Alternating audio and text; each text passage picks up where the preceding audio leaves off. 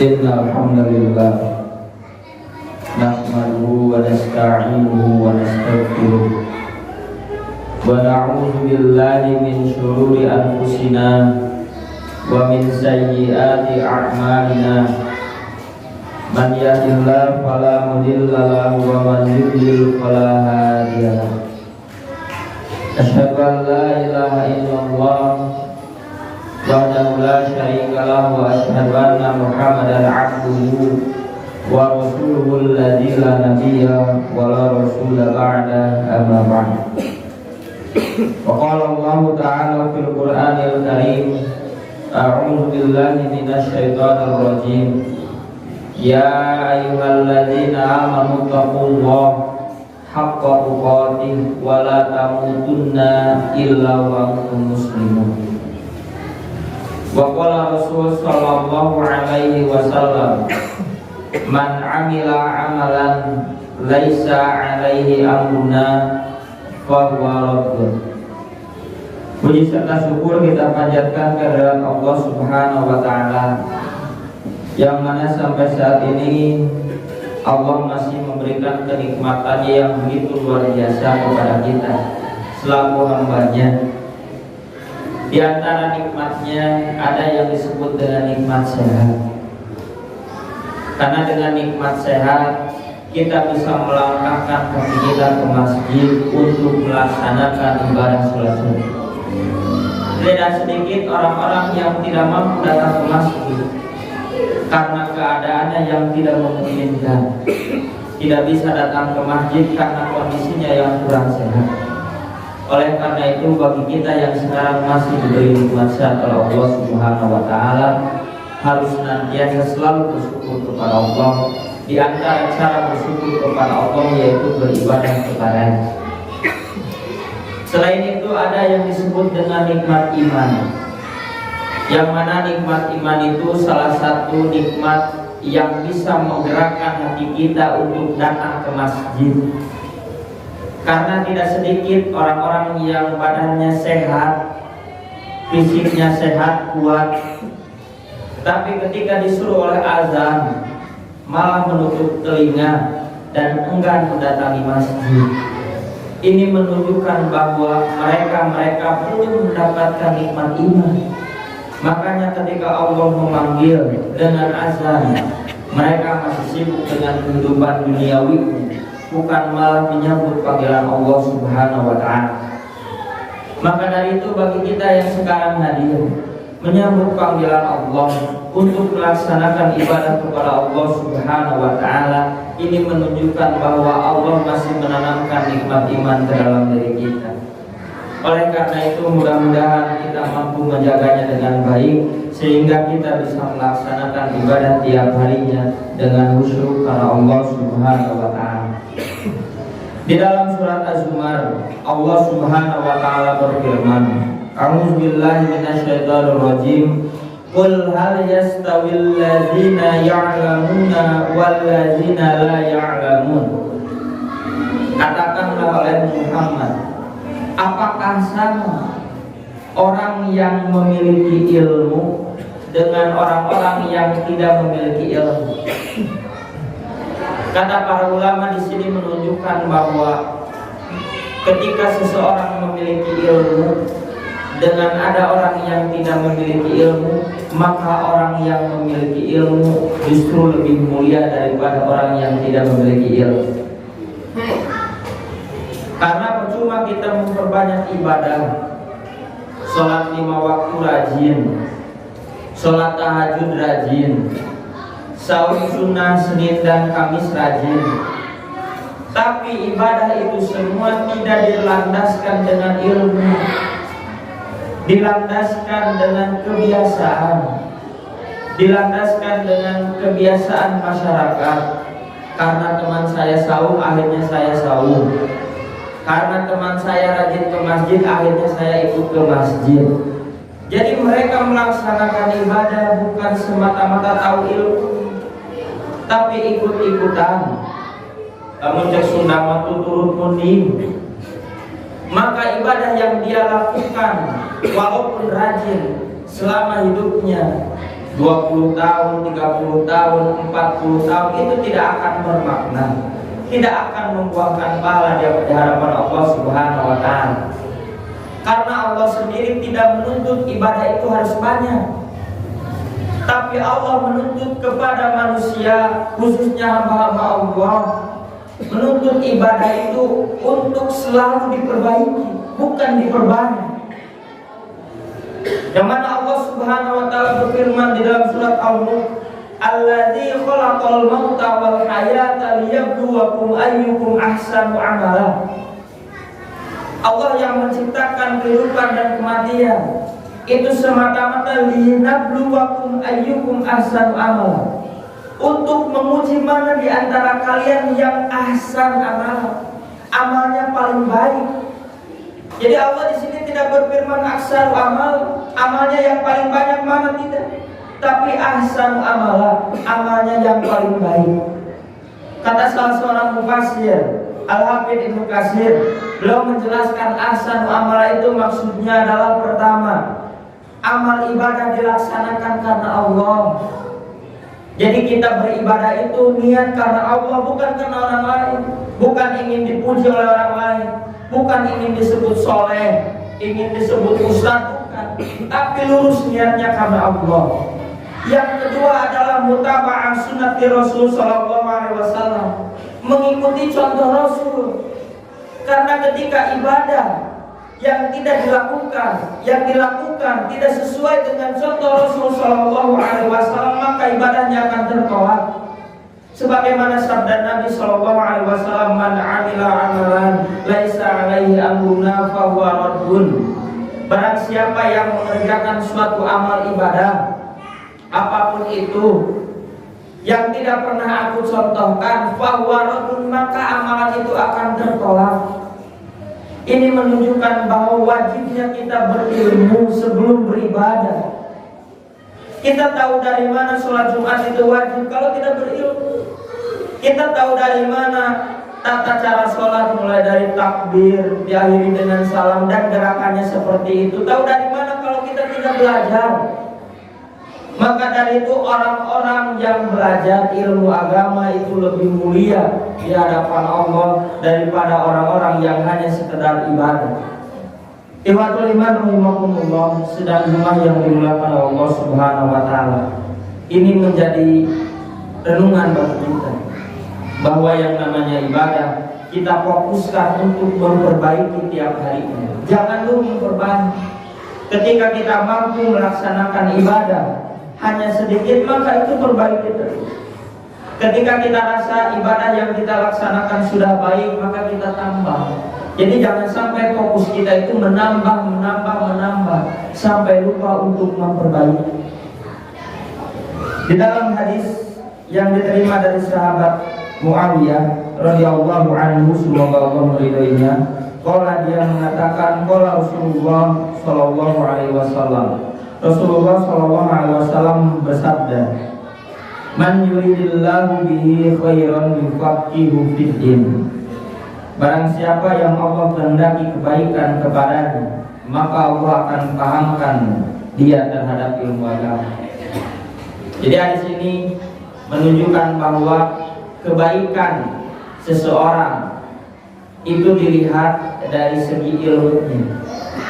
Ketika kita merasa ibadah tiap harinya dilaksanakan karena berlandaskan ilmu yang pernah kita pelajari, maka kita sudah disebut khairan oleh Allah, sudah disebut baik. Ketika kita melaksanakan ibadah lainnya selain sholat, misalkan saum, zakat, dan sholako, kita melaksanakannya karena kita tahu ilmunya, maka itu yang disebut dengan khairan, kebaikan. Maka nanti ada ancaman bagi orang-orang yang melaksanakan ibadah tapi tanpa berlandaskan dalil, tanpa berlandaskan ilmu. Itu akan beda nanti kualitasnya. Misalkan ada si A dengan si B. Si A melaksanakan sholat 5 waktu karena dia tahu ilmunya. Allah memerintahkan di dalam Al-Quran, Nabi mencontohkan di dalam hadis. Sedangkan si B, dia melaksanakan ibadah sholat 5 waktu di masjid itu bukan karena tahu, tapi karena kebiasaan. bahwa umat Islam itu sholatnya 5 waktu yang wajib, laki-laki di masjid, sholat subuh 2 rakaat, zuhur 4 rakaat, asar 4, maghrib 3, dan isya 4. Jadi dia tahu karena kebiasaan. Memang umat Islam seperti itu. Nanti antara si A dengan si B itu pahalanya beda, ganjarannya pun beda. Karena si A ganjarannya besar dikarenakan dia beribadah berlandaskan ilmu, berlandaskan dalil baik dari Al-Quran ataupun hadis Nabi Shallallahu Alaihi Wasallam. Kemudian di hadis yang berikutnya diterima dari sahabat Abu Darda radhiyallahu anhu, semoga Allah meridainya.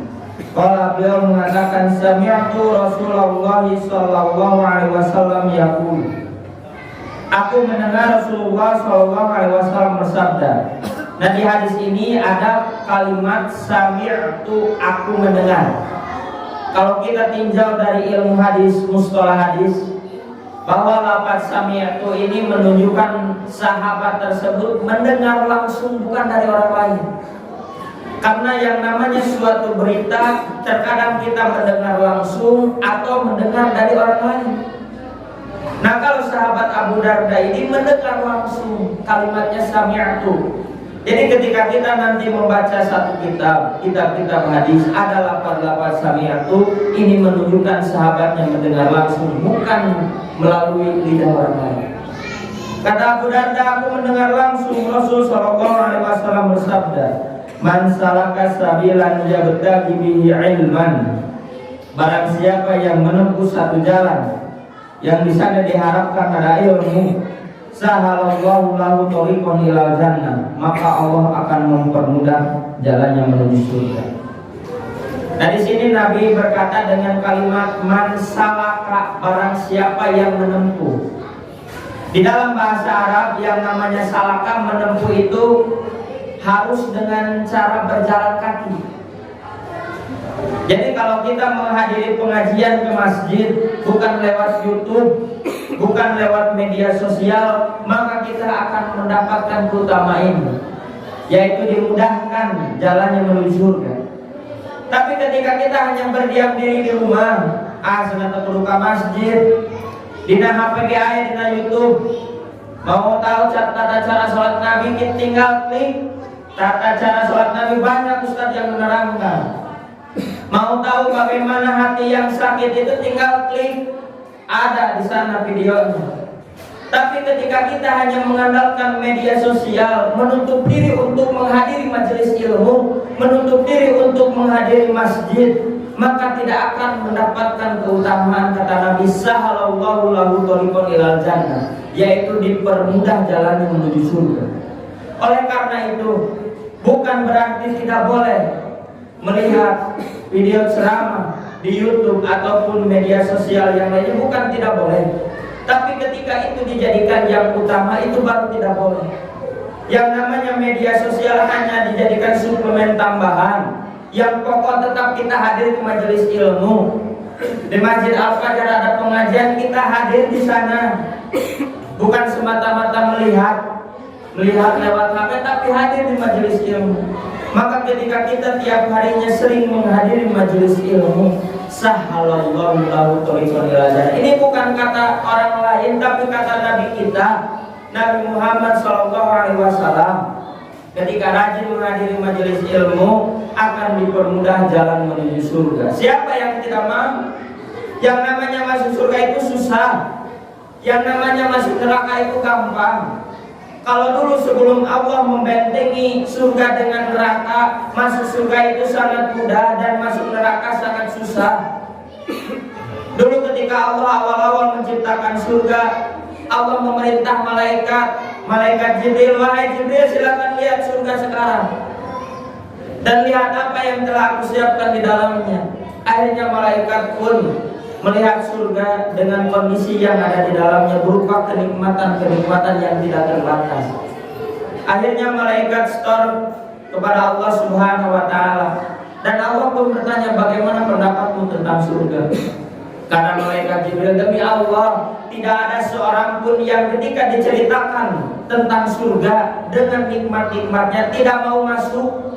Di sini malaikat sangat optimis bahwa semua orang pasti masuk surga. Akhirnya ketika itu Allah menyuruh membentengi surga, menyuruh malaikat lain, silakan sekarang bentengi surga bil makari dengan al makari. Kemudian setelah selesai dibentengi, Allah memerintah lagi malaikat Jibril, wahai Jibril silakan sekarang lihat surga. Akhirnya malaikat pun melihat yang kedua kalinya surga. Ketika sudah melihat, setor lagi kepada Allah dengan muka ketakutan. Bagaimana pendapatmu sekarang tentang surga? Kata malaikat Jibril, demi Allah, sungguh aku sangat benar-benar takut tidak ada seorang pun yang bisa memasuki surga. Barakallahu lillahi. Kan bahwa surga sangat susah ketika sudah dibentengi. Bentengnya adalah al-makari. Kata para ulama, yang disebut dengan al-makari itu adalah sesuatu yang tidak disenangi oleh manusia, berupa ibadah-ibadah kepada Allah. Karena kalau yang namanya sholat disenangi oleh manusia, tidak mungkin ada istilah masjid kosong. Kalau yang namanya majelis ilmu disenangi oleh manusia, tidak mungkin yang namanya majelis ilmu hanya sedikit, pasti banyak. Saum pun sama. Kalau yang namanya saum Ramadan, sebentar lagi kita akan menghadapi Ramadan, disenangi oleh manusia, tidak ada istilah orang yang menggodin, tidak akan ada. Ini menunjukkan bahwa ibadah itu tidak disenangi oleh manusia. Tapi ketika kita berusaha mendobrak kemalasan itu, rasa tidak ingin melaksanakan ibadah, maka kita akan bisa mendobrak benteng daripada surga dan dimasukkan ke dalam surga Allah Subhanahu wa taala. Begitupun yang kedua, ketika Allah menciptakan neraka, memerintah lagi malaikat Jibril, wahai Jibril silakan lihat sekarang kondisi neraka. Ketika melihat neraka dengan apa yang sudah Allah siapkan di dalamnya, sampai-sampai di dalam surat, di dalam Al-Quran dijelaskan la ya'kulu illal khati'un. Tidak ada orang-orang yang memakan kecuali orang-orang yang berdosa. Jadi di sana nanti disiapkan gislin, darah yang bercampur dengan nanah. Itu di neraka. Maka ketika malaikat sudah melihat neraka, lapor lagi kepada Allah. Dan Allah bertanya, bagaimana pendapatmu tentang neraka? Akhirnya malaikat pun menjawab, demi Allah, tidak ada seorang pun yang ingin masuk ke dalam neraka ketika diceritakan tentang neraka. Ini optimis malaikat. Tidak ada orang yang ingin mau masuk neraka. Wal ayat saha sunan wayang memberkan neraka wal ayat. Akhirnya Allah pun memerintah malaikat untuk membentengi neraka. Silakan malaikat sekarang bentengi neraka. Neraka dibentengi dengan asyahwat. Ketika sudah dibentengi, memerintahkan malaikat yang kedua kalinya, wahai Jibril silakan sekarang tengok neraka. Ketika menengok dua kalinya, lapor lagi ke hadapan Allah dengan muka yang ketakutan. Bagaimana pendapatmu sekarang tentang neraka? Kata malaikat, demi Allah, tidak ada seorang pun yang bisa bebas dari api neraka. Kenapa? Karena bentengnya adalah asyahwat. Kata para ulama, yang disebut dengan asyahwat itu adalah sesuatu yang disenangi oleh manusia, berupa kesenangan duniawi. Yang namanya meninggalkan sholat adalah sesuatu yang disenangi oleh manusia. Mata jarang jalmin sholat. Yang namanya tidak saum Ramadan itu sesuatu yang disenangi oleh manusia. Yang namanya melanggar perintah Allah itu adalah sesuatu yang disenangi oleh manusia. Maka dari itu, ketika kita melanggar perintah Allah, kemudian mengabaikan perintah Allah dan melanggar apapun yang diperintahkan oleh Allah, malah menjalankan apa yang dilarang oleh Allah, itu semata-mata kita sedang mempersiapkan diri untuk mendobrak api neraka. Ini menjadi gambaran bagi kita bahwa yang namanya orang beribadah harus senantiasa berdasarkan ilmu. Karena di dalam hadisnya Nabi SAW melanjutkan sabdanya, innal ulama'a warasatul anbiya. Sesungguhnya para ulama itu adalah pewaris para nabi. Jadi kalau kita senantiasa mempelajari ilmu agama, kemudian mengamalkannya lagi kepada orang-orang, seolah-olah kita menjadi pewaris para nabi. Innal anbiya'a lam yuwarisu dinaron wala dirham. Sesungguhnya para nabi Allah itu tidak mewarisi dirham dan dinar. Kata para ulama, maksud dinar dan dirham itu maksudnya adalah harta. Jadi Nabi tidak mewarisi kepada umatnya harta. Wa innama warasul ilma, akan tetapi para nabi itu mewarisi ilmu.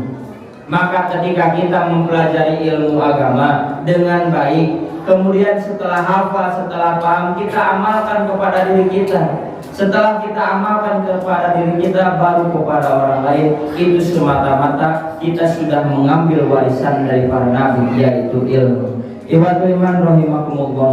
Mudah-mudahan ini menjadi gambaran bagi kita, menjadi pengingat bagi kita bahwa yang namanya ibadah kepada Allah bukan hanya sekedar dilaksanakan, tapi juga harus berlandaskan ilmu. Tentu ilmu yang diajarkan oleh syariat Islam, berlandaskan Quran dan hadis Nabi yang sahih.